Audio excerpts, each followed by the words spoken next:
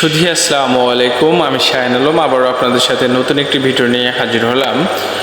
আজকে এসেছি একজন প্রান্তিক খামারের বাড়িতে, প্রায় রাত 11টা 30 মিনিট।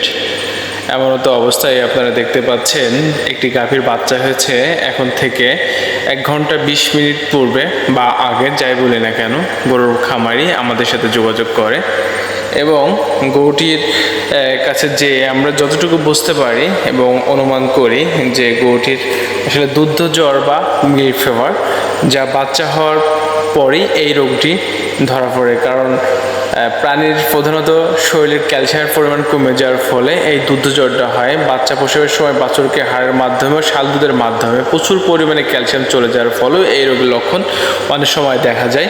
কারণ এই দুগ্ধ জ্বর হলেও গাভীর শরীরে কোনো জ্বর থাকে না।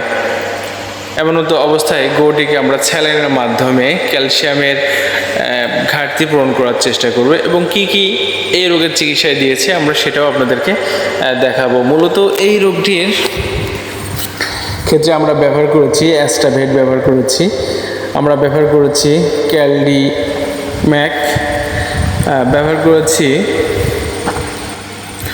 পিডোসোনাল প্লাস, ব্যবহার করেছি রানামক্স, ব্যবহার করেছি ট্রাসিড।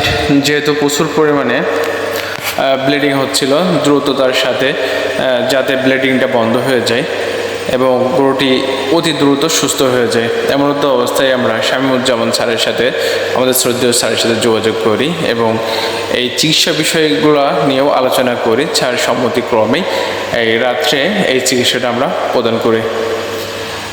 আজকের ভিডিওতে আপনাদের একটা জিনিসই বলবো যে বাচ্চা প্রসব করার সময় যাতে করে আপনার গাভী নির্বিঘ্নে বাচ্চা প্রসব করতে পারে সেই বিষয়টাই আপনারা অবশ্যই যত্ন সহকারে খেয়াল করবেন এবং চেষ্টা করবেন আরামে এবং অতিরিক্ত টানা হেঁচড়া না করে বাচ্চা প্রসব করানোর। আজকের ভিডিওটি এই পর্যন্তই ছিল। আল্লাহ হাফেজ।